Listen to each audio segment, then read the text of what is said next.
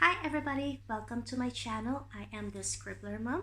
In today's video, I wanted to share with you guys the process that I went through to create my latest unicorn book, which is this one.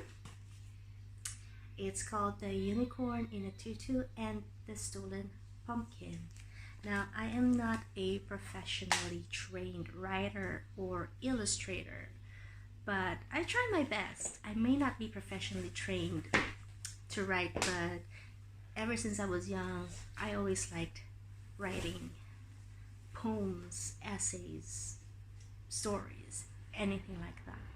But when it comes to illustrating or drawing, I wasn't really a talented kid when it comes to that department, to be honest with you. So I don't know, but I guess because I really want to create books and I enjoy it, I am learning as I go. The idea for me whenever I write a story, it always is just something that, like when you're in the shower or you're cooking or whenever I'm alone and have that downtime and my mind is just all of a sudden thinking about things, suddenly an idea pops up, like this unicorn book. And usually whenever I have an idea about a story, I would take out my notebook like this one and I would write it down here. So I would take this notebook and write on this, and this notebook is actually no good because it falls apart, as you can see,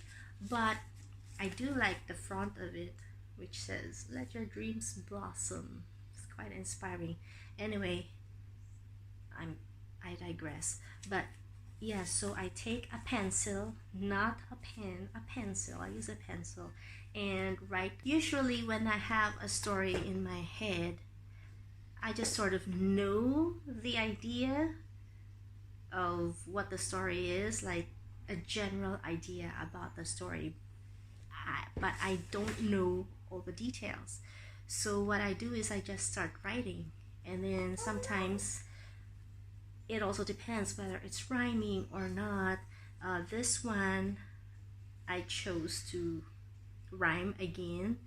I'm not sure why, but it just depends on how I feel. Sometimes I like to rhyme, sometimes I don't.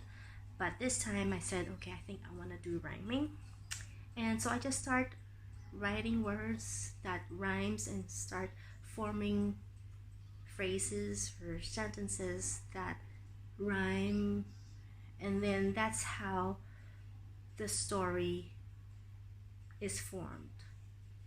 Like, until the story is actually finished, while writing it, I actually have no idea what the whole story was yet. Like, I would have sometimes like an idea, oh, the ending would be something like this, but then towards the end, while writing it, I would change my mind. And that's just how it goes. And all that writing goes into here using a pencil, and because I don't really get to sit down for hours on end to write, like I only get a couple of minutes here and there to be able to write because I am a mom. It is quite busy and I don't have much time to write and draw all the time, but this one I managed to finish it, and I was actually happy with the writing after like 2-3 days. It is a lot of rewriting because if you can see this notebook clearly, there's a lot of like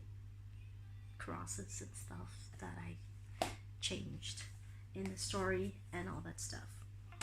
And then once I am happy with the story, I start drawing the characters. So for the style of drawing that I did with the characters here, I wanted it to be very simple. Sorry about that. I wanted it to be very simple and still cute at the same time. We went to my mother-in-law's house and I saw her placemat on a table. I kind of like the style of the illustration used on them, and so that's what I decided to kind of like use when it comes to like the style of or the look of my drawings. The way that I've always done it was to use a drawing paper and a pencil and eraser, a pen. And so I'm gonna show you the first few sketches that I have. There's a unicorn. Because I am not a very good drawer, I want to be able to make sure that when I draw them facing on at a different direction, the character would still look the same. This is the sheep, the owl, the duck, fox, and then I was playing around with the farmer character in the book, and this was the first thing that I drew. This would be the witch character, and of course we need a pumpkin. I was playing around as well with what would the cover look like, and this was the first sketch that I did for the cover. Once I've already got the characters and all that drawn out and I already know what they look like, I go over the story and I sort of try to get an idea about what I want to do with the background for each part of the story. Once I'm all set and ready to start transforming these drawings digitally, I take a pen and trace the sketches that I did like this, so that I can take pictures of them using my phone camera and then transfer them to the computer, where I can edit them, color them in, and stuff like that using a software called GIMP, which is a free software.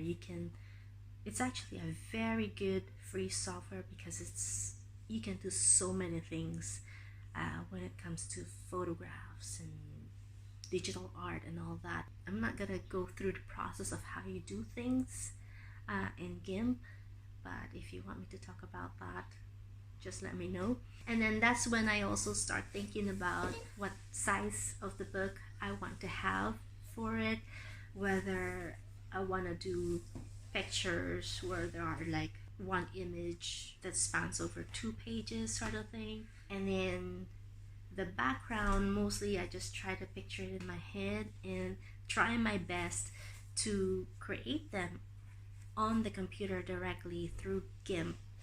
Although I'm not gonna lie, it's not that easy doing it with just a mouse, because I don't have those drawing pens that you can use with computers.